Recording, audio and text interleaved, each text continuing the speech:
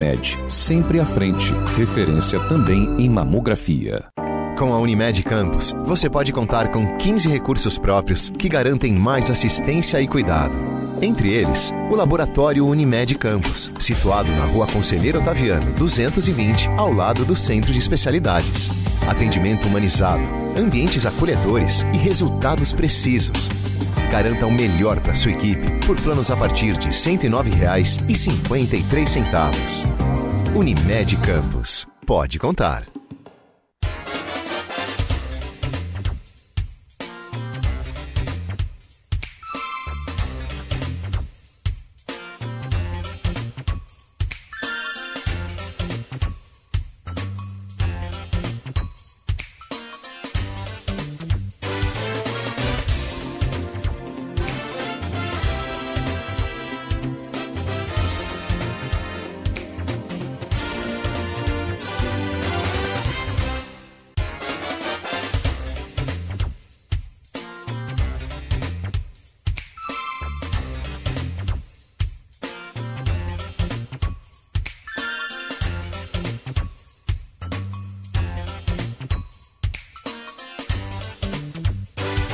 Gente, 8 horas 17 minutos, já voltamos com Folha no Ar ao vivo aqui pela Folha FM, ao vivo em 98,3, Face, YouTube, Instagram, nas redes sociais todas, né? Você confere aí também daqui a pouco em podcast e logo mais reprise na Plena TV. 8h18 agora, Campos tem 22 graus neste momento, só conferir aqui rapidamente as imagens. Tempo parcialmente nublado, sol aparece aqui entre as nuvens, mas com tempo parcialmente encoberto. A previsão de hoje é que tenhamos chuva aí no decorrer do período.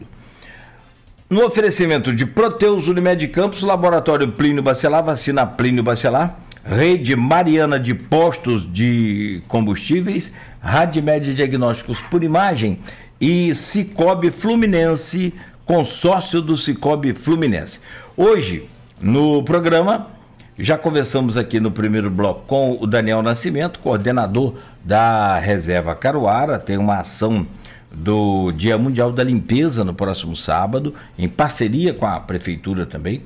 E estamos conversando com a Marcela Toledo, que é secretária de Meio Ambiente do município de São João da Barra.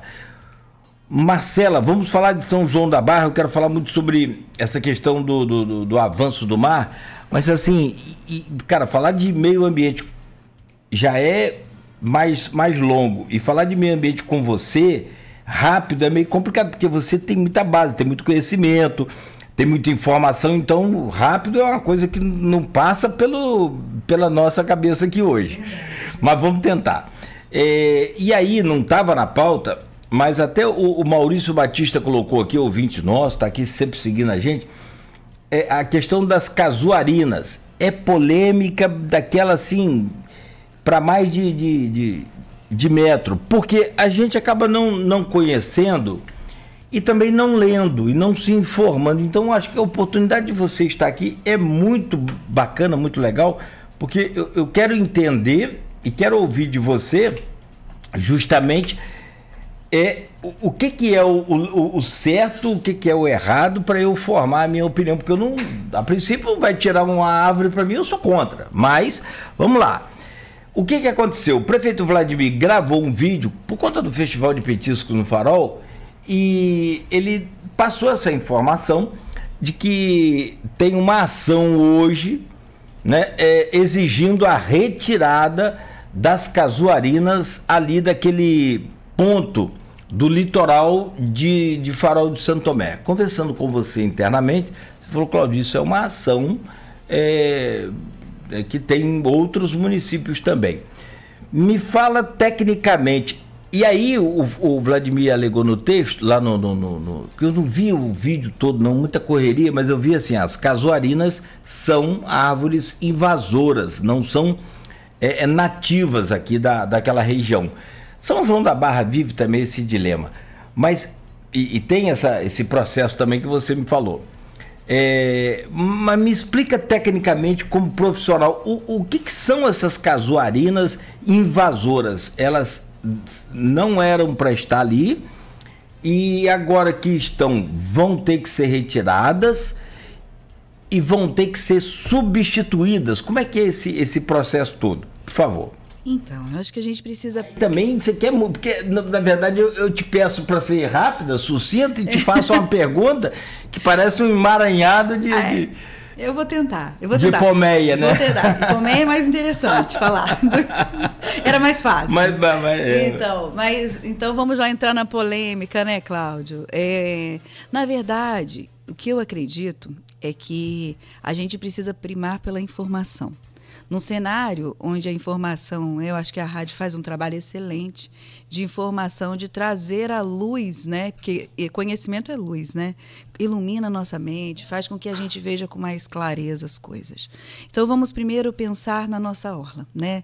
Nossa orla, se a gente pensar nela antes da chegada das casuarinas, era uma orla de vegetação de restinga, né? A gente estava falando agora da conservação e preservação da restinga e de rasteiras, né? Porque nós somos aí, né? Uma restinga, e restinga, como o Daniel falou, na praia ela é mais baixa e ela vai subindo o porte na medida que vai saindo de próximo à praia.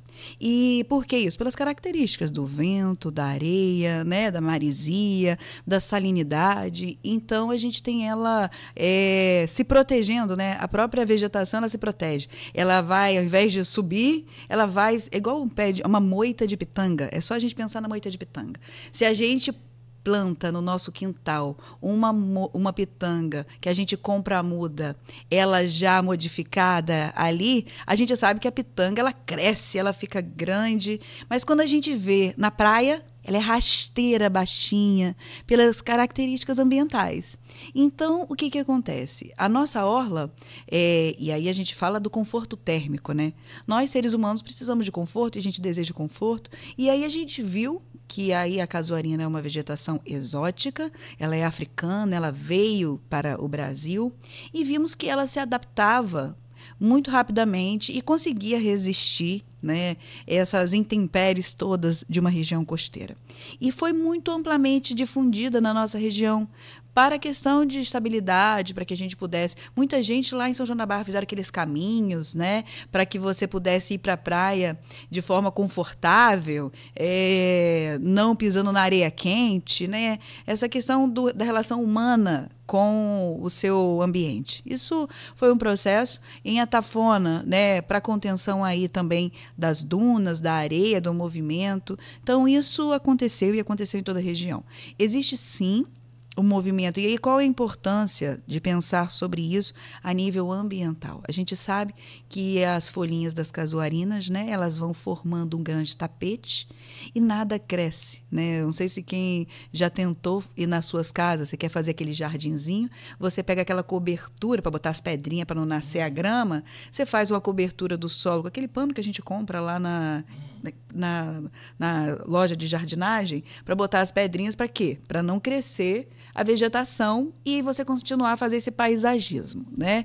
Mas naturalmente ela faz isso, a mesmo que a gente faz lá no nosso quintal para o paisagismo, ela faz na natureza, que é criar esse tapete, né, impermeabilizando este solo e impedindo de fato que cresça outro tipo de vegetação tão importante aí para a estabilidade e equilíbrio do ecossistema costeiro. Ah, Marcela, mas a casuarina, tanto no Farol, quanto em São João da Barra, quanto em São Francisco, eu não sei se as pessoas acompanham, São Francisco está fazendo um movimento de retirada das exóticas. E aí, eu falando por São João da Barra, eu estou secretária há 6 anos, sei da existência desse processo. No início dele houveram, né, e aí de acompanhar, porque eu trabalhava na orla e sempre atuei ali, e vi, né, retirando o movimento de retirada de grupos de casuarina naquele tempo onde o processo foi criado. Eu era bem novinha, já faz tempo isso, né? E aí mas as ações foram andando. Eu não conheço esse processo, porque nesses 6 anos eu não recebi nenhuma notificação acerca dele. Mas o que a gente precisa pensar? E aí, pensando em gestão, né, do território, da área de restinga do nosso território. Nós, em São João da Barra, depois de criarmos as 5 unidades municipais de conservação, inclusive toda a orla do município de São João da Barra é unidade de conservação, então nós temos na Foz do Rio a APA da SEAB, depois a APA das Dunas e Restinga, que vai até o Porto, depois na Praia das Pedras até a Lagoa do Açu, nós temos a APA do Veiga. Então, são unidades municipais de conservação. E após criada, a gente precisa pensar neste planejamento, né? E aí nós criamos o Plano Municipal de Mata Atlântica, que é a obrigação legal de todos os municípios fazer. E dentro desse plano municipal, nós colocamos como meta gradativa a substituição da exótica, e não só lá, mas em qualquer área de restinga de proteção ambiental que você tem exótica, você tem que substituir por nativa, é o que preconiza a lei. Eu acho importante que todo mundo entenda que o Código Florestal, ele norteia as ações no território nacional. Então, nós do município, né, na área de governança, precisamos entender que a hierarquia legal é você respeitar a lei federal. Nesse guarda-chuva, os municípios, eles podem ser, nos seus códigos municipais, mais restritivos. Nunca menos. Então, é isso que prevê a lei. Então, é só para a gente entender. Então, não cabe nos julgar a lei, cabe nos cumprir a lei. E se achamos que ela é pouco restritiva e a gente deseja, aí a gente tem a liberalidade de ser mais restritivo enquanto promulgadores de leis dentro do nosso território. Mas, em relação às casuarinas, a nossa estratégia, que está dentro do nosso plano, é identificar uma espécie que consiga se adaptar à nossa costa, formando arbustos maiores com sombra, né, com copa, e aí a nossa engenheira florestal e o nosso biólogo vem buscando na nossa restinga as espécies para que a gente possa fazer esses testes. A gente faz monitoramento, né, de nossas unidades, e eles têm identificado algumas espécies que eles vão trabalhar para poder fazer, e a gente vai fazer esses testes gradativos. Vamos fazer plantio, né, antes de começar qualquer processo de substituição.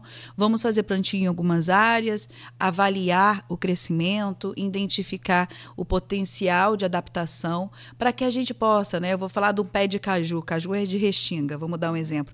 Pé de caju tem uma linda copa, né? E se ele se adaptar na praia, na beira ali do asfalto, como a gente tem, lógico que não lá próximo ao mar, né, na faixa mesmo de contato com a água salgada, mas ali na faixa da beira do asfalto, onde a gente possa estar fazendo plantio. Vou dar um exemplo do caju, porque todo mundo conhece, né? Então, caju tem uma boa copa, uma excelente sombra e, além disso, tem frutos, né? Então, se ele se adapta, vamos dizer, se ele conseguir se adaptar ali na nossa orla, a gente faria o plantio de caju, e aí, gradativamente, eu tiro 5 pés de casuarina, porque ela é mais esguia, né? Ela não tem uma copa como o caju, e você substitui por um pé de caju para abrir clareira e evitar que ela impacte essa muda de desenvolver. E aí você vai fazendo isso gradativamente, em um planejamento, em um plano onde você recupere a restinga, traga o conforto térmico que os usuários, né, múltiplos precisam, e também cause um impacto cultural, né, não cause esse impacto cultural da remoção drástica e repentina, né? Então, eu acredito que o equilíbrio das ações alinhados e a gente está falando de Orla Viva para São João da Barra, que é esse programa que a gente está fazendo, parte dessas ações também estão dentro do Orla Viva, onde você traz a sociedade para estar junto, para fazer parte disso e contribuir nesse processo de construção de uma orla cada vez mais equilibrada. Então, São João da Barra também, porque aí não é a Marcela a secretária, não é a prefeita, também tem que retirar essas casuarinas. Elas são invasoras. Elas são exóticas, né? Ela foi plantada. Às vezes a gente tem essa noção da invasora quando ela vai se replicando naturalmente, né? O caso da casuarina, ela é exótica, que trouxe para ser plantada na nossa região. Então, ela invade o nosso sistema de restinga, mas ela foi plantada. Então, ela não veio pelas sementes que trouxeram pelos passarinhos, né? Porque algumas exóticas vêm assim, invasoras, vêm nesse sentido, de se replicar naturalmente no bioma. Ela não, foi por coração humana, né? É diferente. Ela é exótica e ela, digamos assim, foi plantada como uma adaptação, né? Uma necessidade aí que as pessoas encontraram, mas ela não tem legalidade, vamos falar assim, em relação às leis ambientais aí de preservação dos ecossistemas de restinga, seja ele qual for o ecossistema, né? No mangue, você tem que ter mangue. Então, vou dar um exemplo, né? Algumas ilhas de mangue, você tem nelas as castanheiras, né? Que na nossa região a gente chama de pé de nozes. Porque você fala de castanheira lá em Guarapari, mas aqui na nossa região a gente chama os pés de nozes. Você não pode ter, ela é exótica. Ela não é nativa da nossa região. E aí ela acaba sendo invasora. Então, a gente vê, eu fui em algumas ilhas aqui, por conta dessa sombra maravilhosa que o pé de nozes traz, né? Porque ele é uma sombra incrível. Eu plantei no meu quintal, meu marido quase morreu. Como é que você vai plantar essa? Eu queria ter um pé, mas eu moro na roça, né? No interior. Você também tem aí as raízes, né? As raízes delas são brutas, né? Mas como era uma grande propriedade, espaço. Aí tinha espaço para plantar. Meu pai quase morreu. Então, assim, meu pai é muito nativo, ele só gosta de vegetação nativa. Então, mas assim, a gente busca esse conforto térmico. Só que no mangue, né, ela acaba atrapalhando. Então, você olhando, você vai no mangue e vê aonde foi plantado o pé de noz, ele acaba atrapalhando o crescimento do próprio manguezal ali, né? E isso impacta ambientalmente. Bom, vamos lá, vamos para nossa pauta aqui, porque, sinceramente, porque o pessoal do Farol de Santo Tomé já começou a postar lá, não pode retirar, mas é o que você falou, a gente tem que se basear na informação, e assim... Mas a gente entende, né? Que culturalmente a gente... Aí, poxa, a gente já está tão seco, já está tão... Tanto é que tem um projeto de semiárido. Né? Então, como é que o autor... Esse é outro tema, né? É outra... Bicho! Não, se você... Na verdade, a gente tem que quebrar aqui a nossa regra e trazer você aqui mais vezes. Pode ser só de 6 meses. Falando do semiárido, eu queria só abrir uma brecha, né? O que o semiárido, a discussão do semiárido traz? Que falta água na nossa região. E se falta água, antes de lei, antes de qualquer discussão legal, e enquanto isso acontece, né, nós temos que fazer o agir. E o agir dos 22 municípios da região é se unir e repensar os usos dos recursos hídricos do seu território. É pensar, então, antes de falar de mudança climática, precisamos pensar a irrigação do nosso território, né, a área agrícola. Ela é sustentável? Ela prima por reduzir o desperdício da água?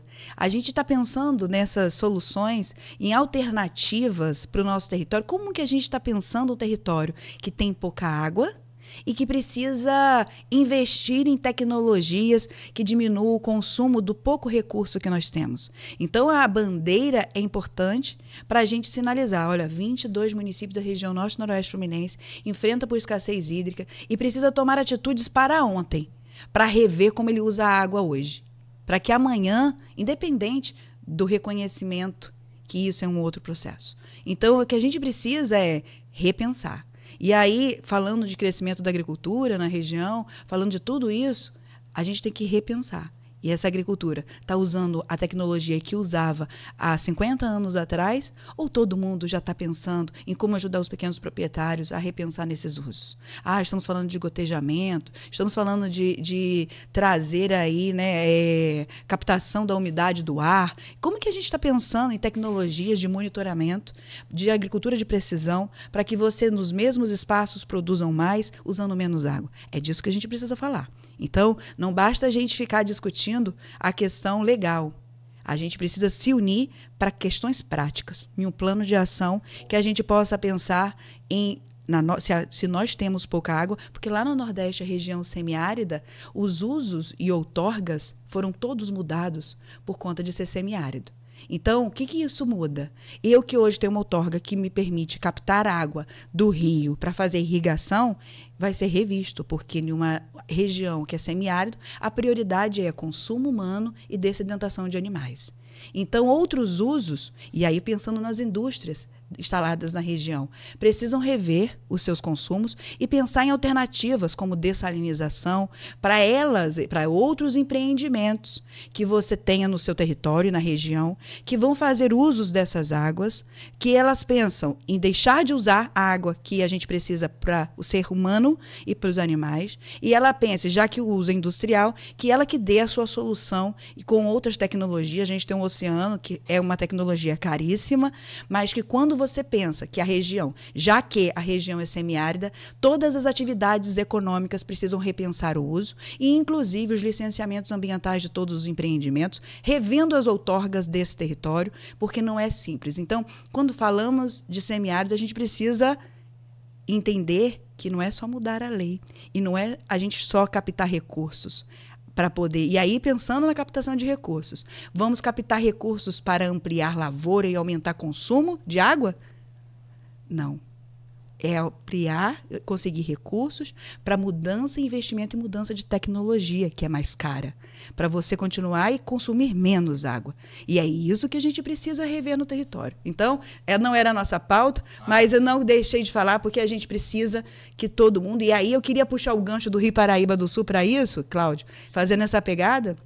Porque se nós somos uma região onde perdemos os 2/3 de vazão, né, 70% da vazão do rio, e sofremos por escassez, isso é um sentimento que já deveria estar nas nossas cabeças há 50 anos, revendo como nós vamos sobreviver com menos água desse rio. Porque esse rio colabora com os canais drenantes aqui da região, esse rio colabora com o lençol freático, com a recarga do aquífero, e a gente precisa pensar num cenário de escassez hídrica. E aí de insegurança hídrica para essa região e de impossibilidade de desenvolvimento econômico para essa região. Você é contra o semiárido? O projeto como ele está lá, assim, hoje apresentado? Eu acredito que ele precisa melhorar muito, porque as regiões, a gente fala de região norte e noroeste, cada um tem a sua especificidade, que a gente precisa estudar cada município entender os impactos disso para cada um, e entendendo as características, né? Então, São João da Barra é um, Laje de Muriaé é outro, eu não posso seguir o mesmo parâmetro. Então, somos unidos em uma bacia hidrográfica, mas cada um com sua especificidade. Aumentar a produção, a produtividade, naturalmente aumenta o consumo. Exatamente. Inevitável. Então, recursos não é para aumento de produção, aumentando áreas agrícolas. É aumento de tecnologia para naquela mesma área você gastar menos água, já que considerou-se a região semiárida. Exato. Então, se não tem água, como é que você... Aumenta a produção. Aumenta a produção e gasta mais água. Então, isso tudo tem que ser discutido, né? Então, com profundidade. Não é uma conversa de 2 minutos que a gente vai ter aqui. Não dá. É só um registro, acho legal o seu posicionamento. Mas de reflexão, né? Então, enquanto São João da Barra, eu elaborei, sim, um relatório de 50 páginas, encaminhei ao gabinete, falando dos impactos para o meu município. Eu acho que cada um tem que fazer o seu dever de casa. São 22 municípios. Sobre a questão do semiárido. Cada gestor. Eu fiz o meu trabalho de casa. Então, ao meu município, encaminhado ao gabinete da minha prefeita, já está o relatório onde eu avalio as questões que a gente precisa fazer. E, para mim, a grande importância, e que eu acho positiva a discussão, eu apoio a discussão de trazer para o cenário, eu sou diretora do Comitê de Bacias do Baixo Paraíba do Sul, e acho importantíssimo. A gente vem falando desse risco, desse desvio do Guandu para a nossa cidade, e você comentou, né, na pauta sobre a possibilidade em Niterói de ter um novo desvio, né? A atualização que a gente tem disso é que foi feita uma nota técnica no Ministério Público pedindo para que não houvesse novas outorgas, nova liberação, sem que consultasse as bacias e entendesse como isso impactaria as regiões e principalmente nós aqui do Baixo Paraíba do Sul. Então, o semiárido traz a discussão que nós do Comitê de Bacias do Baixo Paraíba do Sul temos, e aí eu quero dar aos nossos diretores mais antigos, né, e mérito aos diretores mais antigos do comitê, João, Zenilson, a Luísa, então, que a gente respeita muito. Nós somos os novinhos que acabamos de chegar na diretoria, mas entendendo todo o legado histórico que tem sido feito. O comitê acabou de captar, né, mais de 70 milhões para a reforma das comportas e canais da região do Baixo Paraíba do Sul, Campo São João da Barra, prioritariamente, né? E a nossa comporta de São Bento será reformada com esses recursos. Então, isso é muito importante para a nossa região, mas é importante dizer que, para a gente ter água, que essas comportas sirvam para aduzir os canais, o rio precisa ter água.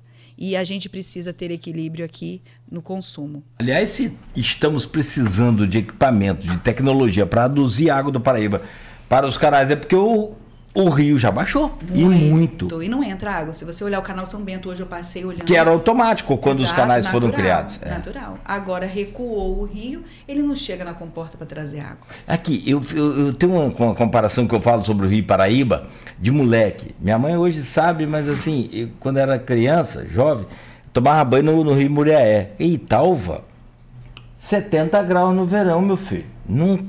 O quê? Tô falando, mole. Mas Itaperuna é muito quente também. Mais que porque Itaperuna, na minha cabeça, Itaperuna quer dizer pedra preta. Italva quer dizer pedra branca. Então, o branco, do caso aí, que reflete o calor do... Porque Italva é assim, é tipo caneca de alumínio. Você vai no verão, meu filho, tem um calor, no frio também tem muito frio. Mas quando dá 2 horas da tarde, é o calor do sol e da pedra, exalando ali, porque todo lugar que você vai furar e tal, vai ter uma pedra. Então é um negócio impressionante.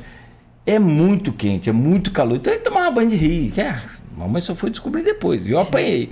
Mas assim, quando eu chegava, quando eu vinha, moleque, criança, de Italva, eu via Campos, eu ficava olhando ali na coroa, dava para ver bem aquela... Né, a largura do leito do rio. Meu sonho era atravessar nadando, que a gente brincava. É um atleta. Não, fala não. Mas era de dar medo. Hoje você olha ali, tá a metade do que... Gente, eu tô falando que eu vi, você imagina o que foi antes da transposição. Antes de eu ver. Isso, exato. Que loucura. Porque você já viu depois da transposição. Depois da transposição. A transposição foi em 1950, não foi? 50 e pouco.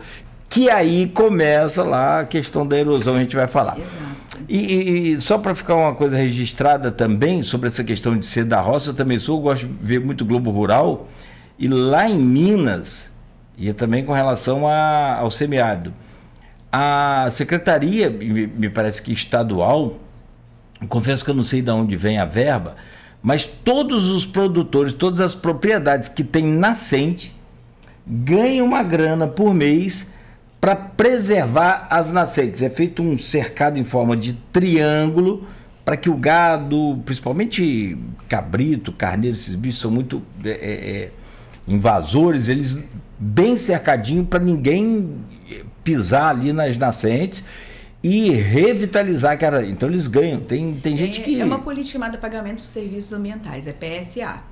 Tem vários municípios. Aqui a gente tem isso, não? Nós temos essa política pública implantada. Eu estou lembrando o nome do município. Aquele que tem o Festival do Vinho. Sim. A Piacana. Varriçaia. Lá em Varriçaia, querido secretário lá de Varriçaia, eles já há algum tempo, eles têm esse programa, né, Pagamento por Serviços Ambientais, fomentando a criação de reservas, né, RPPNs. Então tem um grupo de RPPNistas em Varriçaia. Varriçaia não tem unidade municipal, mas tem diversas RPPNs dentro das propriedades, onde aquela obrigação da reserva legal, né, porque quando você faz o cadastro ambiental da propriedade, o cadastro ambiental rural, que é a regularização ambiental das propriedades, que agora para você pegar um empréstimo é obrigatório, né? Então é importante. Nós no município fizemos um termo de cooperação com o INEA, os nossos analistas analisam o CAR em São João da Barra para dar celeridade, porque demora, né? A equipe do INEA é pequena e a região é muito grande. Então nós já fizemos 130 e poucas análises de CAR nos últimos 2 anos com a nossa equipe. De um cenário de 10 anos, o INEA conseguiu fazer 200 e pouco do nosso município. E nós, em 2 anos, fizemos 134. Então, é uma parceria que funciona bem. Mas nessas áreas que tem que você reservar da sua propriedade obrigado por lei, pelo Código Florestal Nacional, você lá em Varriçaia você tem uma política que, já que eu quero implantar, eu quero replicar esse modelo bem sucedido, eu quero fazer nas nossas características, né?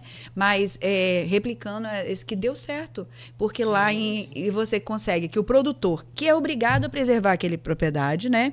Que ele consiga apoio financeiro para fazer isso, porque ele não vai poder produzir, porque a lei federal já não permite que ele faça, e você, enquanto município, ajuda esse produtor a apoiar ele nas ações de proteção. E aí, muitas delas, e saem em muitos lugares, esses pagamentos por serviços ambientais, que é previsto por lei. Nós temos alguns programas estaduais que fazem, mas a nível nacional também. Mas a gente precisa trazer isso para o município para fomentar essa proteção, porque é um dever de casa também. Sabe, quando a gente fala de que falta água, que desviaram 2/3 das nossas águas, mas nós, a região, estamos fazendo o quê para proteger a água do nosso território? E uma ação é essa junto às nascentes aqui da nossa região. E também, né, a gente tem que fazer ações de proteção da faixa marginal de proteção do rio, evitando assoreamento. E aí é deveres de casa. Quando a gente estava falando de que criticar o vizinho é fácil, mas olhar para o nosso próprio umbigo e ver o que a gente está faltando fazer, é esse trabalho que a gente também tem que olhar e fazer. E fazer as políticas públicas que ajude o produtor rural, porque a propriedade rural, e eu acho que é importante falar disso, uma propriedade rural, e aí isso a Lei de Terras traz, que ela tem uma função ecológica e social que poucas têm. Poucas atividades tem. Então, o agricultor, ele é extremamente importante para o meio ambiente. Ele é extremamente importante para a sociedade, pela segurança alimentar que ele traz, mas para a proteção desse solo, porque o solo continua permeável, né? Porque o agricultor vai lavrando, ele vai tombando a terra, ele vai cultivando, mas ele vai devolvendo a qualidade do solo, a permeabilidade do solo, para que a gente tenha aí as chuvas chegando, o solo drenando e recarregando esse grande aquífero que nós temos na região, que é o Emboré. Então, se a gente cuidar dos agricultores, e aí pensando no semiárido, né, nessa questão do clima da nossa região, a gente precisa fazer, sim, políticas públicas que fortaleçam e apoiem os nossos agricultores dentro das suas terras, para que a gente leve mais tecnologia, mais conhecimento, fortaleça as ATRs, né? A gente tem aqui no estado do Rio de Janeiro a Emater, que anda enfraquecida, que precisa ser fortalecida, mas que a gente cria também. Apoio técnico rural nas secretarias dos municípios de agricultura para orientar os produtores em práticas sustentáveis, porque o produtor, ele quer cuidar da terra, porque é dela que vem o seu sustento. Então, ninguém melhor do que ele sabe o quanto proteger o meio ambiente, quanto proteger esse solo sagrado que Deus lhe deu, né? Então, ainda mais a nossa região, que são, na verdade, pequenos produtores. A gente não tem aqui pequenos lotes. Então, assim, o que a gente precisa fazer é incentivar técnicos, né? Técnicos agrícolas, contratar engenheiros agrônomos e que possam levar diretamente na propriedade do produtor, porque o produtor também não tem tempo de sair de casa, ele precisa que a gente vá até ele e a gente conheça a sua realidade e ajude-o dando incentivos financeiros, incentivos fiscais e incentivos de conhecimento, tecnologia, para que ele possa produzir cuidando da sua terra e gastando menos, né? Entendo. Eu acho que o conhecimento é aquilo que você falou, é luz. É luz. E aí, cara... E a gente não precisa tirar o produtor da sua terra, a gente só precisa ajudá-lo. Não é? A manter-se lá. Exatamente. Bom, vamos lá, Marcela.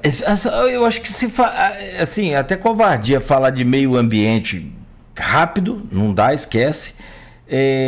Mas na proposta nossa, a gente tentar falar o máximo de assunto possível com o mínimo de propriedade que você tem muito. E acho também, assim, a todos os personagens aqui da região envolvidos nessa questão ambiental, discussão e debate de meio ambiente em Campos, São João da Barra, São Francisco, Quissamã, região ou noroeste, que seja onde for, pode fazer no Brasil. Mas aqui na nossa região, se a Marcela não está, eu acho que invalida muito qualquer...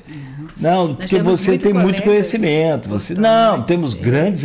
Mas olha, gente, graças a Deus, nós temos um grupo, não sei se você conhece, o COSEMA, que é o Conselho, nós somos reconhecidos, a região norte e noroeste fluminense, como os mais organizados na área ambiental, gestores organizados. Nós temos aqui o Arthur Sofiati, que é incrível. Que é fabuloso. Incrível. É outro, então, assim, tenho uma enorme carinho e admiração por ele. Sensacional. E a gente tem aqui esse Conselho de Secretários de Meio Ambiente do Norte e Noroeste Fluminense, onde nos reunimos todo mês para discutirmos de temas ambientais inerentes e problemas comuns de todos nós. Esse mês acontece aqui em Campos, na próxima quinta-feira, às 14h, às 14 horas, a reunião dos secretários de Meio Ambiente da região Norte e Noroeste Fluminense, para tratar temas importantes como resíduos, a gente trata de PSA, a gente trata de temas importantes para a nossa região. E estivemos juntos com o secretário mês passado, estivemos junto com o secretário de Estado do Ambiente, todos nós, os 22 municípios, 23 com Trajano, que a gente trouxe Trajano para perto. Ele não é do Norte e Noroeste, mas Trajano está com a gente também. Boa. Somos, então, divisa, 23. Né? Bom, Marcelo, e a gente falando sobre essa questão de transposição do Paraíba, eu acho que você já dá um recado muito importante com o que você traz aí. Mas eu queria só falar uma coisa. Essa intrusão salina tem me preocupado muito. Claro que eu não tenho conhecimento técnico, sou leigo, que a gente aprende com vocês e com o que a gente lê, enfim, com o Joãozinho Siqueira, que está sempre com a gente aqui. Não sei nem por que ele não apareceu aqui hoje, mas ele está sempre aqui comentando. Ele me mandou mensagem, mandou no grupo ontem que eu estaria aqui, está super antenado. Ele viu primeiro a postagem do que eu. Tô falando, ele é danado. E o Zenilson também, mas assim, como é que está essa situação hoje de São João da Barra? Porque Campos vai, bem ou mal, vai levando aqui, já tivemos ano passado lá aquele surgimento daquela espécie de alga lá que foi uma tormenta. Geosmina, né? Geosmina, foi uma loucura também. Então, assim, por causa do nível do rio está muito baixo, a incidência solar é muito grande aqui na região, então... E a carga orgânica do rio pesada. E a carga orgânica, ou seja, o seu Tito Hinojosa faz um trabalho excepcional pela Asflucan, limpando alguns canais aqui. Excelente, a Asflucan faz um trabalho ambiental muito importante. Muito bom, não muito só bom. Para Campos, mas para todos os municípios, né? Ela atua muito também em São João da Barra, Canal São Bento, Quitinguta, e... eles são excelentes. Eu parabenizo e agradeço pelo trabalho que sempre fazem na nossa região. E São João da Barra ajuda com combustível. É caro. A gente sempre faz parceria. A máquina funciona 24 horas, gente. Isso é 24 horas. Manutenção daquilo, não. Só a máquina custa mais de... Eu acho que é quase 1 milhão, 800 mil. Não, é mais. Já passou? Muito mais. Ela deve estar mais de 2 milhões hoje. Isso tudo? Subiu muito. Jesus. Então, aqui assim, até que ponto a gente deve se preocupar? E aí eu coloco toda a população. Campos tem muitos proprietários de imóveis em São João da Barra, Tafona, Gruçaí, com relação a essa intrusão salina no Rio Paraíba. Como é que está essa situação? Eu queria que você falasse um pouquinho para a gente fechar esse tema do Rio Paraíba. Que não dá para falar isso num programa, quanto mais em um bloco. Então, só para todo mundo entender, né, quando o rio perde vazão e ele baixa o seu nível, principalmente no período de julho, agosto, setembro, que a gente está vivendo agora, você tem uma maré inversa, né? Ao invés do rio levar a água, o mar adentra ao rio, e a gente fala que é uma grande língua salina que traz a salinidade do oceano para o rio. E aí ele afeta o ponto de captação em São João da Barra, da SEDAI, e isso impacta na distribuição de água potável, mas não somente. Então ele impacta também a biodiversidade, ele afeta os mangues, ele afeta a agricultura com aqueles canais que saem do rio e acaba trazendo salinidade também para as lavouras mais próximas à sede. Então, é um processo que traz impactos à pesca, que você acaba tendo mortandade e afastando os peixes de rio, né, que são intolerantes à água salgada. Você tem um momento ali de desequilíbrio, né, dessa biodiversidade. Então, para além, também o consumo humano é prioritário e ele é impactado. Só que a gente tem o aquífero Emboré, né, que é um grande aquífero importante, e a gente tem alternativas, né, hoje no território, mas não substitui, porque a captação do rio ela é muito maior, né? Então a gente precisa pensar e repensar outras tecnologias para estar aí substituindo, porque se você pensa que a população cresce, os consumos aumentam, as mudanças climáticas estão aí onde a gente tem eventos de seca extrema, e isso traz problemas graves, né, num cenário futuro. Então, a gente precisa, não só São João da Barra, mas todos os municípios aqui da região, precisam repensar um planejamento aí de segurança hídrica para que a gente pense alternativas. A gente tem o oceano, pensa em dessalinização, o aquífero em captação subterrânea, e a gente precisa estudar mais isso, né? Qual a capacidade de recarga dos nossos aquíferos, como a questão da permeabilidade do solo ajuda nessa recarga, a questão da frequência das chuvas, que tem mudado muito. Se todo mundo lembrar, nós não tivemos chuvas no verão, e até agora estamos sem chuvas, e isso, todo mundo que depende da agricultura está sofrendo, e isso também afeta a estabilidade desse aquífero, né? Porque a gente continua consumindo, mas a recarga natural, o rio fraco não recarrega naturalmente, e falta de chuva também faz com que ele não recargue. Então a gente precisa estudar, monitorar, criar estratégias de conhecer melhor os nossos aquíferos, que a gente não tem estudo sobre eles na nossa região com a profundidade que a gente precisa, para entender e monitorar com a frequência. Quanto de chuva, qual é o percentual de recarga, quanto que se dissipa para a atmosfera. Tudo isso a gente precisa entender para a gente pensar no cenário. Então, a língua salina, a intrusão salina no Rio Paraíba do Sul, traz esse alerta para todos, não só para São João da Barra, mas para todos, que a gente possa repensar os usos e também o monitoramento dos recursos naturais que a gente tem no nosso território. E que a gente pense também como que nós podemos contribuir para preservar e a gente ter um futuro, porque a lei diz, né? E aí não é lei ambiental, não, é a nossa Constituição, que todos nós, cidadãos, temos a obrigação de preservar o nosso meio ambiente e entregar ele seguro para a próxima geração. Então, é nossa obrigação enquanto cidadão. Marcela, são 8h57, vamos atrasar um pouquinho aqui, tá, o Wagner, também, tá? Me diga uma coisa, porque a gente acabou entrando no Rio e aí era inevitável que se falasse sobre esse problema sério que a gente vive hoje aqui. Eu nem imagino sem o Muriaé o que seria da gente, né? Sim. O que seria do Rio. Porque a Luísa comentou isso aqui uma primeira vez, me chamou muita atenção. Que ele tem em casa em Atafona e o pessoal fala muito, gente, a boca da barra ali já fechou, né?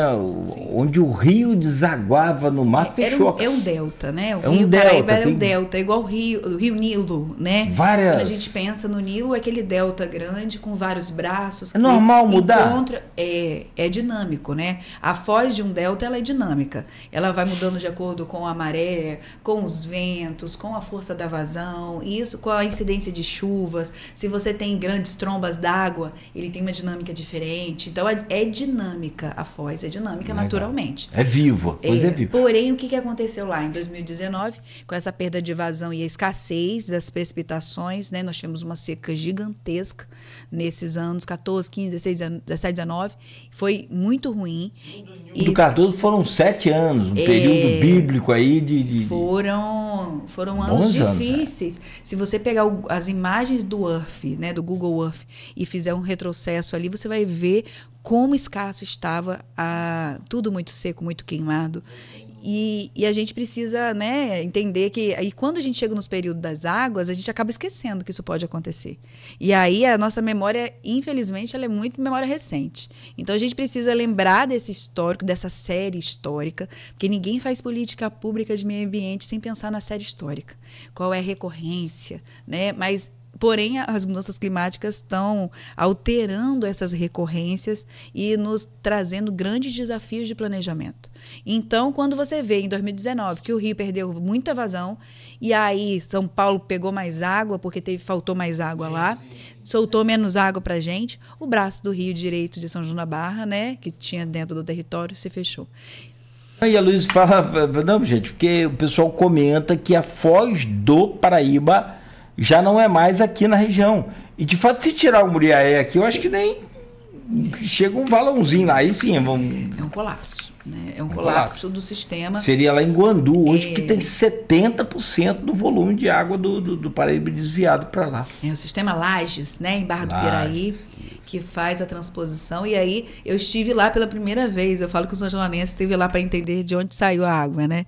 Eu fui lá para entender essa dinâmica e essa dinâmica, eu até falei agora, nós tivemos uma inauguração de uma placa em São João da Barra, quero agradecer o comitê, para falar da foz desse rio, que fica na bacia do Baixo Paraíba do Sul, vieram representantes de toda a bacia. Eu disse, porque o sistema Lages foi desviado para geração de energia elétrica. É importante dizer, são diversas hidrelétricas do sistema Lages instaladas, né, pelo sistema Light, lá para o Rio de Janeiro, para trazer equilíbrio ali de fornecimento de energia elétrica para a cidade, metrópole do Rio de Janeiro. Então, esses 72 milhões que vão vir para as nossas comportas vem das energias, vem desse Ministério de Energia por conta dessa geração. E aí lá naquele dia que eu estive lá faz uns anos, eu perguntei, quando que vocês, no licenciamento desse empreendimento, analisaram o impacto que vocês levam para a Foz? Nunca foi feito. E aí aqui com o representante do Ministério de Minas e Energia, o representante que vai aportar este recurso, eu falei, demorou, né? Na verdade, alguma compensação para a nossa região, mas eu vejo como finalmente uma compensação, esses 72 milhões, como uma pequena contribuição, é o maior investimento, né, deles no Brasil hoje, mas é uma compensação pela essa retirada de água lá para o Guandu. Bom, e aí nós vamos então falar sobre o Dia da Árvore, antes de a gente falar sobre o avanço do mar um pouco, porque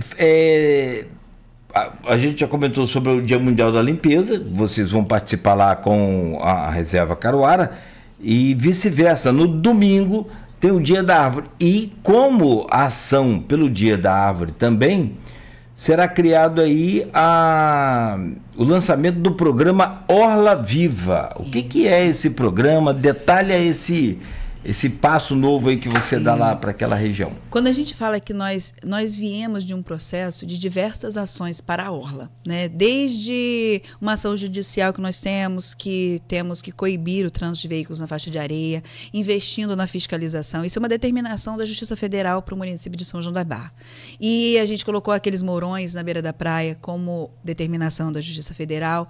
Viemos fazendo um processo de educação ambiental para falar com as pessoas dos resíduos. A gente falou dos resíduos de limpeza de praia, quão impactante é, as pessoas vão à praia e deixam os seus resíduos e a gente precisa entender que aquele ambiente precisa devolvido, ele foi importante para você chegar, foi importante para você ficar, então como é maravilhoso se todo mundo deixasse ele como encontrou. Então o Orla Viva, e aí eu não sei se você acompanhou no sábado retrasado, o encalhe de uma filhote de baleia que veio, né, a morrer na nossa orla, que infelizmente esteve conosco. Mas isso nos trouxe uma reflexão muito grande, né, de como a nossa orla ela é viva e como nós desconhecemos a vida que temos na nossa orla. E como que a gente precisa criar um programa de intitular, né? A gente precisa dar nome para que as pessoas entendam quais são as ações que estão dentro dele. Então, nós viemos no processo de implementação a criação das unidades de conservação, a criação do plano municipal ano passado, no final do ano passado, de Mata Atlântica, as diversas ações que estão dentro dele, e a gente lança, porque o verão está perto, e a gente vai incentivar e vai fazer uma grande publicação de todas essas ações.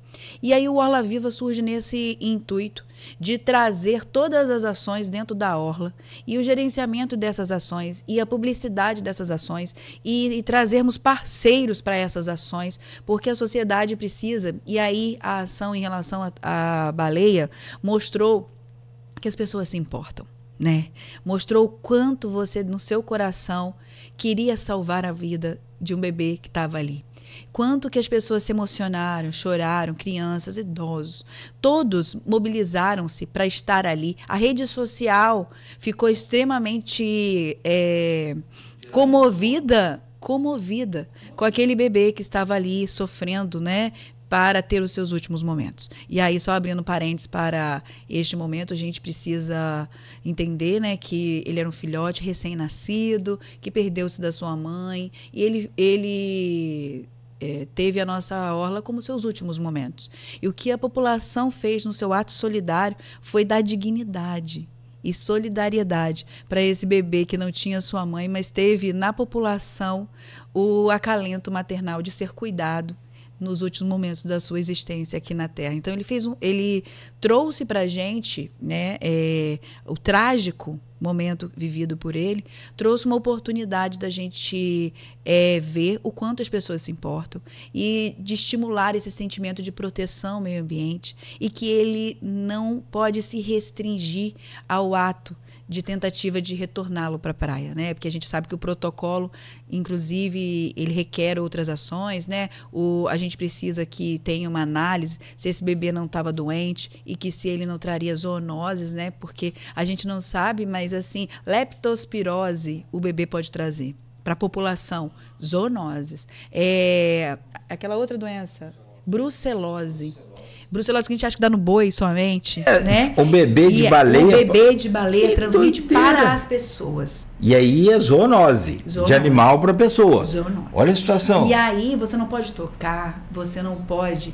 E aí, se ele é devolvido com essas doenças para o oceano, ele pode contaminar outros seres ali, né, fauna do oceano. Então, a gente falta muita informação. Inclusive, tivemos uma reunião ontem com o BW. Nós vamos fazer uma série de capacitações no município, informações nas escolas, para orientar como é que é o procedimento, como que a gente faz, mas também que o resíduo que a gente joga mata muitos bebês de baleia, bebês de tartaruga e tartarugas mães, que fazem com que a gente precise se preservar, porque a orla é viva.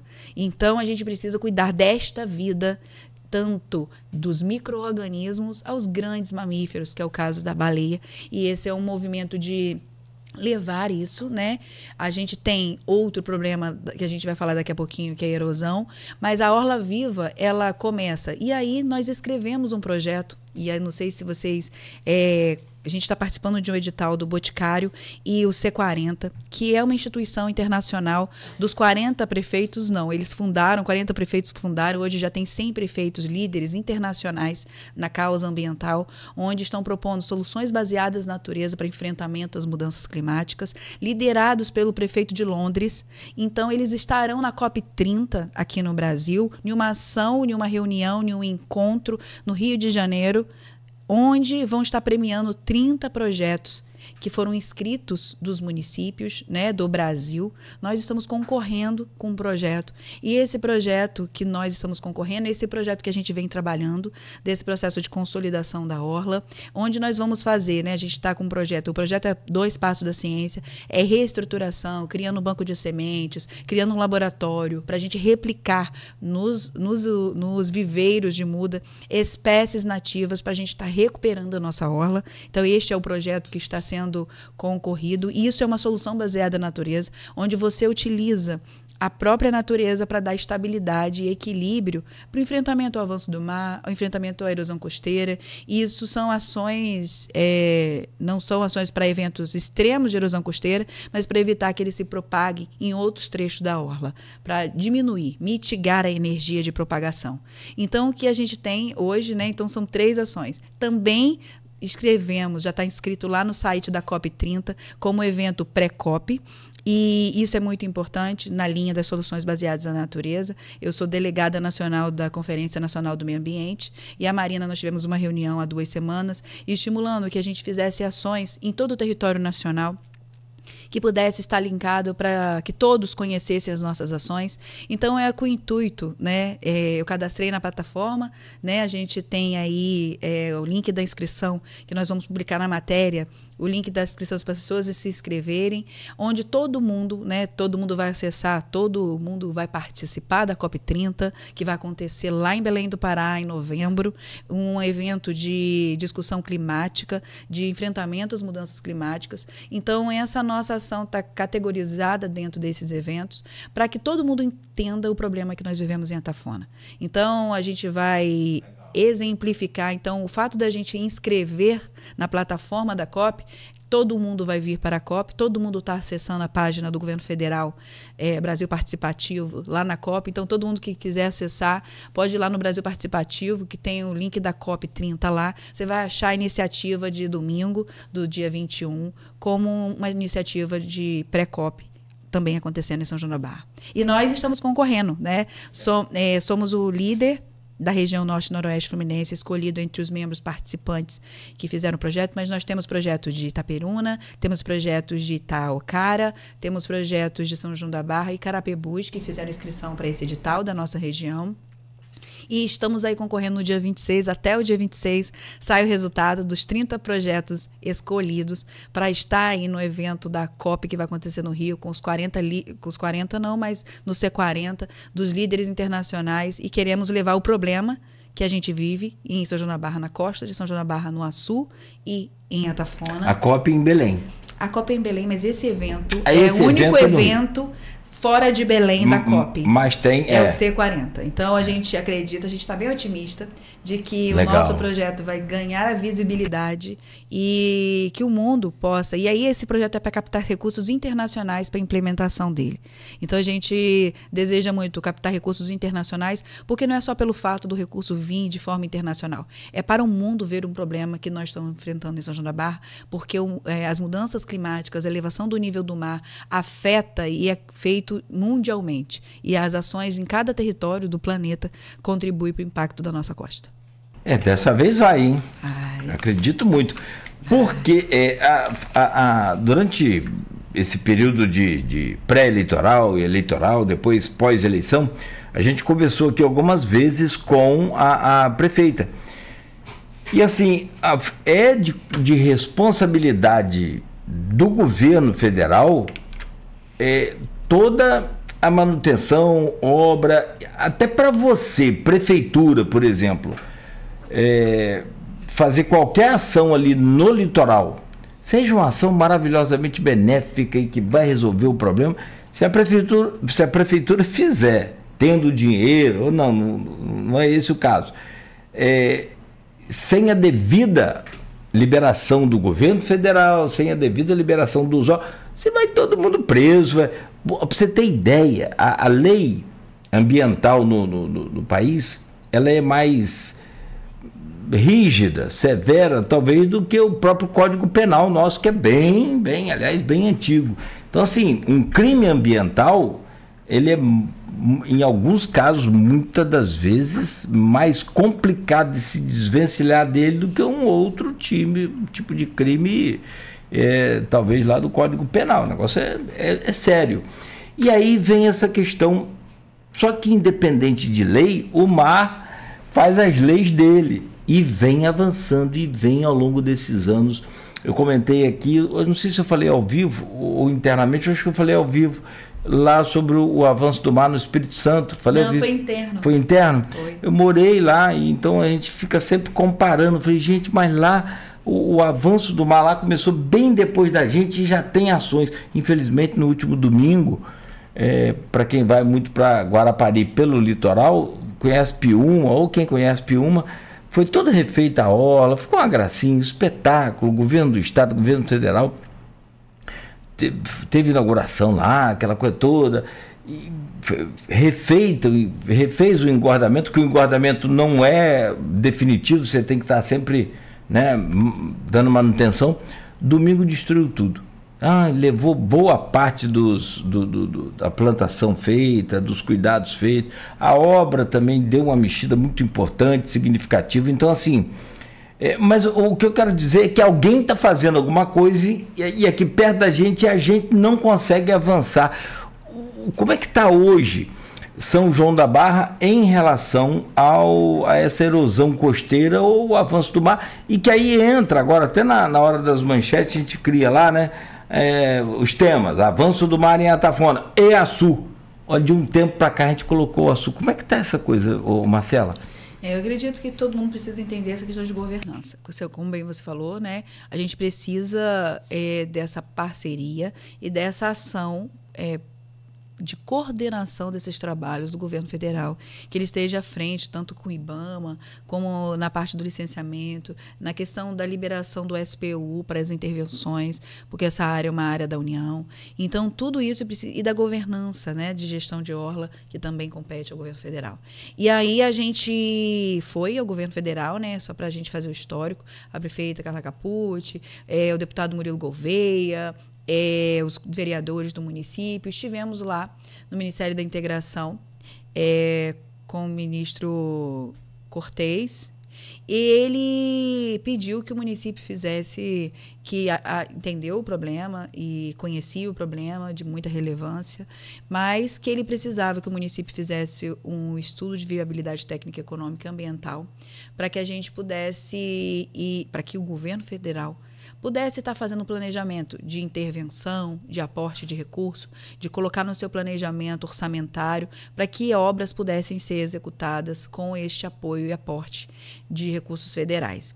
E aí a primeira coisa que nós viemos para casa foi buscar assim, nossa, e aí o problema, como você bem falou, na costa de São João da Barra, com exclusividade, né, de maior interferência em Atafona e Açu. E são diferentes em suas tipologias, em suas causas, né, então, e também da forma como ocorre. Então, o que aconteceu? Nesse momento, a gente começou o serviço de casa, de entender. Nós temos diversos especialistas excelentes aqui na região, né, que têm estudos profundos da costa de São João da Barra, e a gente imagina que eles possam, né, participar do processo licitatório de alguma forma, concorrendo e participando da contribuição técnica. Então, nós buscamos um especialista, abrimos a licitação para a busca de especialistas para elaborar o termo de referência, porque é de extrema importância que esse termo de referência seja aquele que vai nortear os estudos e que vai atender os parâmetros que o governo federal exige. E aí, nós recebemos 3 propostas, e aí botamos na rua, né? Não recebemos proposta de nenhum estudioso aqui da região. Ficou 3 dias sendo republicado no Diário Oficial do município. E eu conheço, sim, o especialista. Nós tivemos um curso com esse especialista, o professor Marcos Poletti, ele é de Santa Catarina. Concorreu ao edital e passou, né? E foi a menor proposta. E vem elaborando esse termo de referência. O que acontece é que os parâmetros do nosso termo de referência, considerando a nova lei de licitação 14133, ele não existe em nenhum lugar. Então, nós seremos referência para o Brasil nessa modelagem de contratação desse tipo de estudo. Porque não tem referência para você falar assim, vou pegar o modelo lá, vou adequar a nossa região e vamos publicar. Isso não existe. Nós seremos a referência, né? O município e o professor Marcos Poletti, que elaborou o termo de referência. Então, quem participa da elaboração do termo de referência não participa da elaboração do estudo, não concorre para a elaboração do estudo. Isso é importante também. Isso é importante porque eu imagino que se nós não tivermos os nossos especialistas aqui participando desse processo, é que eles possam vir para fazer de fato o estudo, que é onde eles têm mais especialidade. E aí, nesse momento, a gente teve a primeira publicação do termo de referência, do edital, com o termo de referência subsidiando, e nós tivemos diversas impugnações, diversos pedidos de impugnações. Alguns pedidos plausíveis, outros nem tanto, mas também nos deu a oportunidade, e aí você falando dessa mudança, né, você teve com a prefeita aqui, ela teve um momento também de transição, de mudança administrativa, e é importante falar, né, nós éramos uma Secretaria de Meio Ambiente e Serviços Públicos, que a partir de março, né, nós mudamos, né, de abril, nós passamos a ser só de meio ambiente. Eu amo os meus amigos lá dos serviços públicos, que fazem um trabalho maravilhoso, que tem um trabalho, né, de rua, de prestação de serviços, de execução enorme, mas isso foi importante para nos destinar exclusivamente à pauta ambiental e as nossas energias e a atenção voltadas à pauta ambiental. Então, a partir daí, nós também organizamos um grupo de trabalho, o Wagner veio colaborar conosco, que é gestor também desse contrato, e a partir daí a gente passou a reorganizar e reler estávamos no período de impugnação, aí eu falei assim, olha, vamos parar todo mundo para ler com mais profundidade e ver o que a gente pode contribuir e melhorar para que não haja novas impugnações assim que ele for para a rua. E aí não só nós, da Secretaria de Meio Ambiente, mas controle interno, licitação, procuradoria. Nós fizemos um grande dever de casa, né? E pedimos ao professor Marcos Poletti que mudasse algumas coisas no termo de referência, que compreendesse o SOS Atafona, inclusive mandar um beijo aí para dona Soninha. Dona Graça, Soninha. ela teve aqui, o pessoal todo teve aqui. Ai, dona Fantástico. Soninha é uma pessoa... Fiquei na torcida aqui para eles conseguirem falar com Lula no dia da visita, eles conseguiram chegar, ou pelo menos chegou até Lula essa coisa. E aí, falando do SOS Atafona, eu acho importante falar quanto importante é a sociedade também está levando a pauta, porque ele fundamenta que o poder público, aportando recursos para contratação de estudos, e no futuro, que se a gente precisar também colaborar nesse processo, ele está respaldado numa sociedade que também clama por isso. Então, não é uma vontade pública, a gente é respaldado.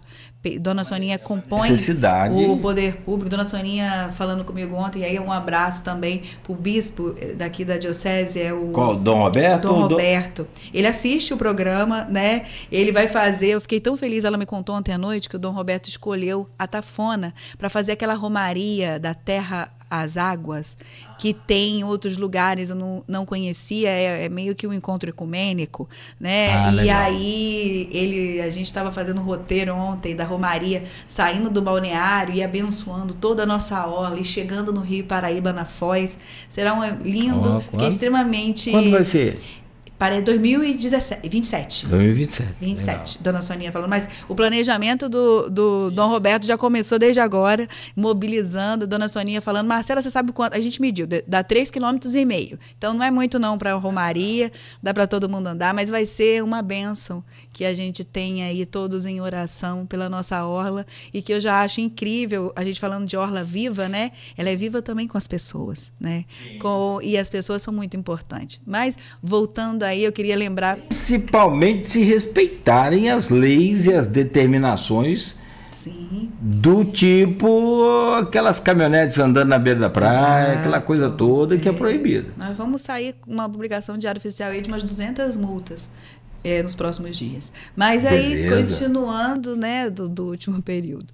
E aí eu fiquei muito feliz, lisonjeada em São João da Barra receber esse evento grande da igreja, que acontece em outras regiões, e sermos escolhidos aí para 2017 receber aí o Dom Roberto. E Dona Soninha me contou isso ontem, né? Eu fiquei feliz. Mas pensando aí nessa costa toda, nessa erosão, esse estudo é de tamanha complexidade, sabe, Cláudio? Que a gente muitas vezes não tem a dimensão. Então, no termo de referência, nós pedimos, inclusive, eu tenho uma boa notícia, sabe, Cláudio? E aí, para todos que estão acompanhando e aguardando a republicação desse edital, né? Nós mandamos um relatório para o professor Marcos Poletti com as contribuições de todos os setores, de mais de 50 páginas, para que ele ampliasse a discussão naquele ponto, incluísse isso, a questão da luz da 14133, a Circe, que é a nossa coordenadora de licitação, trouxe algumas reflexões que ficariam melhor à luz da 14133, porque o professor Marcos Poletti seguiu o guia nacional, né, que orienta, mas a gente trouxe a especificidade da 14133, que era algo que não estava previsto, né, dentro do trâmite, mas o professor Marcos Poletti foi super solícito e ele trouxe as adequações. Então, o nosso termo de referência, que tinha 80 e poucas páginas, hoje ele tem 240.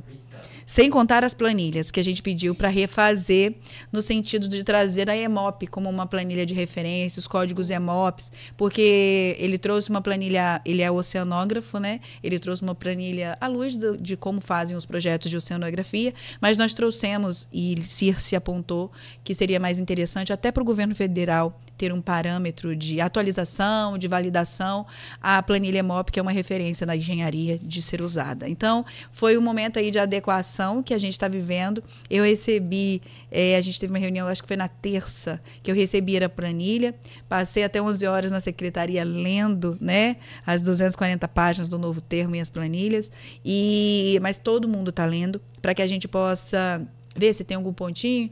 A Laís, a nossa engenheira, que é a fiscal desse contrato, engenheira ambiental e sanitarista está acompanhando de perto também, e aí a gente vai estar aí republicando, né? Eu não posso precisar a data porque a gente vai passar pelo controle, licitação e procuradoria, mas muito breve nós vamos estar com ele na rua e começando os estudos. E o movimento da Orla Viva São João da Barra... Que aí, desculpa, que aí republicando esse edital...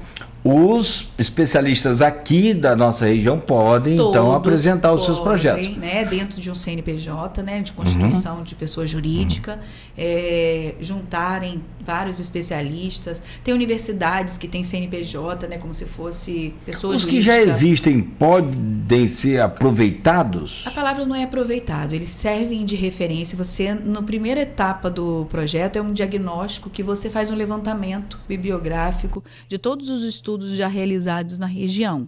Então, a primeira etapa, né, vamos dizer assim, os primeiros meses desse grande estudo, é pegar tudo que foi estudado, todos os levantamentos, tudo, porque você precisa falar de série histórica, né? Sim. Então, você precisa apontar isso. Então, a primeira coisa é considerar tudo que tem. O Porto tem estudos, né? Você tem o INPH, que também tem estudos. O Bulhões aqui, né, tem aqui, né, no nosso território. Ele pode entrar com esse mesmo... Não, e na verdade ele tem que fazer um novo estudo, porque a gente vai estudar agora este período, porque depende, né? O nosso estudo que a gente está contratando é um guarda-chuva que tem quase 20 estudos dentro. Então, dentro de cada área do conhecimento, ele dentro da área do conhecimento dele, então a gente tem estudo de sedimento do rio, de vazão de rio, de topografia, batimetria, estudo de ondas, então, de estudo de jazidas. São muitos estudos dentro de um estudo. E você precisa, cada um com a especificidade, a gente pediu 12 especialidades de conhecimento dentro desse estudo. Então, a gente precisa de oceanógrafo, de engenheiros, nós precisamos de climatologista. Então, assim, a gente tem uma série de demandas dentro desse grande estudo e que é enorme e que varia, por exemplo, eu preciso de topografia da orla toda. Então, não é só de Atafona. Eu preciso da orla toda para entender que em Atafona o mar avança e em Gruçaí há um engordamento natural da praia. Então, a gente chama isso de progradação e regressão.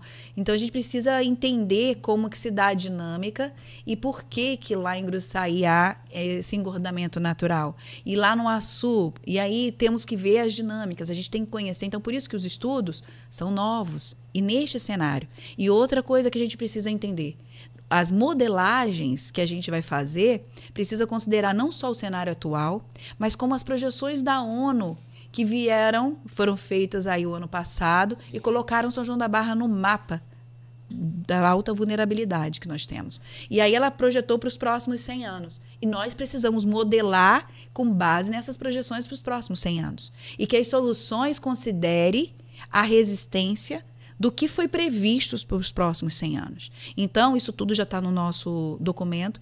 E a gente precisa... E quando falamos de modelagem, né, é um sistema... É um programa que você precisa entender como ele calibra este programa. Então, por exemplo, na hora de elaborar o termo de referência, a gente precisa definir, deixar claro qual foi a calibração que a empresa utilizou para que lá em Brasília, quando chegar, eu coloque no programa, calibre ele desse jeito. Então, os entregáveis, a gente minuciou muito mais agora, para que a gente não tivesse dúvida. Vai entregar digital, vai entregar físico e vai entregar dentro da definição da calibração utilizada. E tem que definir qual foi o software utilizado, para que a gente possa usar o mesmo. Então, tudo isso, né? Porque o que é isso? Modelagem, o que é calibrar para a população que está em casa? É aquilo que você vai botar. Eu vou pensar que aqui a topografia, né? A batimetria deu que tem profundidade X, o grão de areia é assim, a maré faz dessa forma, os ventos incidem dessa maneira, o rio traz essa consequência, juntando tudo nessa panela para fazer este bolo, aí você bota dentro do computador, você simula para saber qual situação e solução seria melhor adaptada para hoje, para amanhã e para os próximos anos, porque isso é recurso público. Você tem que ter sustentabilidade dessa obra. Ela tem que ter uma eficiência de um tempo mínimo projetado. E é responsabilidade do poder público garantir isso e que esses termos estejam fixados no termo de referência e no edital de licitação. Então é muito mais complicado. É muito mais do que eu imaginava. Parece. Não, claro que imaginava ser complicado. É muito mais. E eu estou sendo simples para poder todo mundo entender. Pelo amor de Deus. Não, e aí tem a comparação que eu acho que eu posso colocar geograficamente, fisicamente. Se você olhar outros municípios, como eu citei, o próprio Marataízes, ele tem um rio, desemboca no mar, tem aquela coisa, mas é completamente diferente a ação da natureza em cada região, por exemplo. Exato. Eu estou falando um item. E você falando lá, né, a gente estava falando de Piúma, você tem uma montanha ali na frente, um morro no meio, uma ilha no meio do oceano, que teoricamente dissiparia a energia, diminuiria a força das ondas na praia. Temos morros do lado e do outro, que também protege fazendo uma baía, mas mesmo assim, e olha aqui, nós somos um mar descampado, com uma corrente marítima fortíssima, e um rio que perdeu 2/3 da sua capacidade. Então, é um cenário que não tem nenhum parâmetro para comparar em lugar nenhum do mundo. Então, cada caso é um caso. Cada caso. E nesse caso, que caso, hein? Que caso? 9 horas e 30 minutos. Eu preciso fechar. Com pena, claro, evidente, mas também... Deus me livre. Daqui a pouco o Cristiano começa a mandar a lua aqui pra gente. Mas vamos lá. É possível, e aí, claro que evidente, você entendendo a nossa parte de querer solução mais rápido, mais breve, mas é possível você colocar assim, uma previsão de quando a gente vai conseguir esses estudos, e aí eu vou mais longe, quando é que a gente vai colocar ali o primeiro... Vamos colocar tijolo, a primeira ação a ser feita. Você acha que a gente consegue isso pelos próximos 2 anos, 1 ano, 3 anos, dentro desse mandato, dentro dessa sua gestão também como secretária? Então, eu vejo o estudo, a gente vai publicar, eu acredito no início, né? Agora nós estamos em... Hoje é 18 de setembro, né? Vamos dizer que até início de outubro a gente esteja com ele na rua. São 45 dias. São 45 dias? Acho que foram 45 dias? Eu estou com dúvidas se foram 40, depende do edital. Mas o período que a lei obriga que ele fique publicado antes que aconteça o certame, né? Então, eu não sei se foi 45 dias ou 60 dias. Estou com dúvida. Mas ele fica publicado, a licitação... Eu estou com memória curta hoje, estou cansada, acordei cedo. Nossa. E aí a gente tem esse período. Vamos receber as propostas, né? Sendo bem otimista, eu acredito que as características do novo edital que a gente está colocando na rua é muito robusta, muito robusta. E aí a gente vai ter o vencedor do certame, vamos dar a ordem de serviço e iniciamos os estudos. O prazo de conclusão dos estudos são 18 meses. Então, são 18 meses estudando. Então, se você pensar mais 3 meses de licitação, mais 18 meses, nós temos 2 anos para a gente poder ter a solução a ser apresentada para o Ministério da Integração. E nisso a gente discutir, né? E aí, neste meio tempo, a prefeita está indo, né? O gabinete, todos do Poder Público, a Brasília essa semana, porque, na verdade, esse processo de mobilizar para que nós tenhamos recursos já garantidos em Brasília é um movimento que a gente começa agora, né? Já desde já. Que já considere, Marcela, mas não tem valor, mas você tem que botar alguma coisa, porque você pode fazer faseado, né? Então, você começa aí, desde o momento que você faz o licenciamento ambiental, que é um processo depois também, né? Que precisa ser feito, você mobiliza os recursos e a gente entende a governança, se vai ser pelo Ministério da Integração, se ele vai licitar a obra, se ele vai licenciar junto ao IBAMA, como vai se dar esse processo. Mas, de toda forma, a gente acredita que, pensando em soluções, né, e efetividade disso, que a gente tem em 3 anos algo chegando já arrumado para uma licitação da obra, da solução que o estudo apontar, ou das. Porque a gente acredita que é um cenário híbrido, né, de soluções.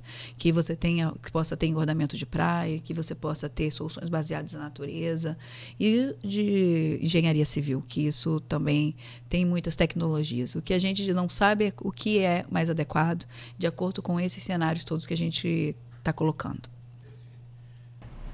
Te agradecer muito Mas queria convidar as pessoas. Claro, Olha, claro. Todo mundo, a gente vai divulgar no site da prefeitura uma matéria com o link da inscrição aí. Nós fizemos um Google Form para a gente escrever, porque é importante, ele está em português e inglês, porque a gente está participando. Eu acho que todos deveriam colocar o seu nome na COP30, participando desse evento, onde nós vamos filmar. Vai ter lá pintura para as crianças. Nós temos uma recepção lá no Espaço da Ciência, em Atafona, quem não conhece, ao lado do balneário. Tem uma tartaruga lá na frente, é só entrar. Nós vamos ter uma dinâmica de educação ambiental. O BW, que cuida aí das baleias, vai estar lá conosco numa ação de educação ambiental. A Reserva Caruara com o Tamar, vários parceiros, a sociedade civil, a SOS Atafona, a Associação de Moradores do Açu, o grupo aí de Isobras, que é uma sociedade, é um grupo muito importante, sociedade civil, que desenvolve um trabalho muito importante com as crianças em Atafona, e também a escolinha de surf, porque a gente precisa inserir todos os usuários da Orla, e aí vamos estar conosco lá na ação e convidando os alunos da rede municipal, da rede estadual, privada. Nós estamos em uma campanha de educação ambiental em todas as escolas hoje lá no município, para que a gente convide para todos estarmos juntos. Falando de que uma epomeia, essa vegetação de restinga rasteira que habita as dunas, ela é muito importante, né? Todos somos importantes, todos importam, e a gente precisa cuidar de todos, seres vivos, da natureza. E nós, seres humanos racionais, somos responsáveis por gerenciar todo esse processo. Que a gente possa viver em equilíbrio, né? E vamos plantar epomeia, vamos colocar plaquinhas de conscientização e recolocar morões que são retirados, e a gente conscientizar que os morões é para ficar lá, não é para ser retirados, porque a gente não pode transitar na faixa de areia. E vamos fazer uma trilha chegando na nossa duna, que a gente vai fazer o plantio da epomeia, que nós vamos cercar para que as pessoas, né, cuidem. Eu agora já estou até me vendo lá na praia. A hora que chegar com meus filhos, meus netos, cuidado aí com as epomeias. Isso. Só para mostrar que eu conheço. Isso, viu? Viu? Tá pensando o quê? Tá pensando o quê? Meu avô conhece tudo. Cuidado aí com as epomeias. O que é epomeia, vovô? É isso, nós estamos fazendo diversas placas de educação ambiental. E assim como eu, muita gente hoje também. É que as pessoas não admitem, né? Já conhecia epomeia, já plantei epomeia, nem... E é que a gente não pisoteie, né? Que cuida, a gente está construindo mais uma passarela de acessibilidade ali perto da entrada da Rua das Flores. As passarelas não são de enfeite. Não são. Elas são... É para serem, a gente usá-las para evitar que a gente pisoteie as áreas aí de restinga, que elas fiquem intactas e protegidas. Então vamos usar as passarelas. Tem mais uma passarela sendo construída ali perto do polo gastronômico, mas antes ali do Zico, ali perto da entrada ali. E ficam lindas e super útil, né? E a gente evita de... Sobretudo para o ser humano, com aquela faixa mais estendida de areia, também não queimar os pés, aquela coisa. Isso é maravilhoso. Isso. A principal função dela não é essa, é a preservação de toda aquele... Não só a gramínea da praia, né? Que a gente acha que é capim, e que aquilo não é, aquilo é restinga. Que é mato, a gente fala mato. Cheio de mato, que eu vou limpar. Tem que limpar isso aí. Limpar o mato, gente, por favor, né? A gente tem que preservar a restinga. Então, elas não são sujas, muito pelo contrário. Elas têm vida, né? Então, é uma orla viva, que todos têm vida e não são sujeiros, não são para ser retirados, é para ser preservados. E que faz parte do nosso papel conservar. Eu quero agradecer por vocês, né, esse momento, e estamos sempre à disposição. Ótima entrevista, muito bom. Enriquecedora. Parabéns sempre pelo seu trabalho lá. Pela sua luta, pelo seu conhecimento, que cresce a cada dia. Você pensa que já estagnou, você volta aqui sem novidade. Eu sou aluna de 2 mestrados. Sou aluna da UERJ, no mestrado de Gestão e Regulação do Recurso Hídrico. Lá, acompanha aí, Wagner. Não, mas aí, abraço ao Wagner também, obrigado, tá, Wagner? Obrigado, Wagner, tá aqui com a gente. Wagner é coordenador lá também na secretaria. Um amigo de longa data. E um beijo para Rodrigo. E todos os amigos da prefeitura, a nossa prefeita Carla Capucci, a Rodrigo Florencio. A magrinha, né, também. Tá esbelta, nossa prefeita. Agora, e a nossa equipe da Secretaria de Meio Ambiente, nós temos analistas concursados e trabalhadores incríveis dedicados aí à pauta ambiental. Muito bom. Gente, 9h38, fechamos aqui com a Marcela, muito bem, muito bom, excelente entrevista. A gente volta amanhã às 7h da manhã nessa bancada aqui amanhã com a Luiz Abreu Barbosa e também recebendo o Tiago Virgílio, lá o presidente da Codenca, a partir das 7 horas da manhã. E você continue ligado, continue na Folha, no oferecimento de Proteus, Unimed Campos, Laboratório Plínio Bacelar, Vacina Plínio Bacelar, Rede Mariana de Postos de Combustíveis, Radmed Diagnósticos por Imagem e Consórcio do Cicobi Fluminense. A gente tem 100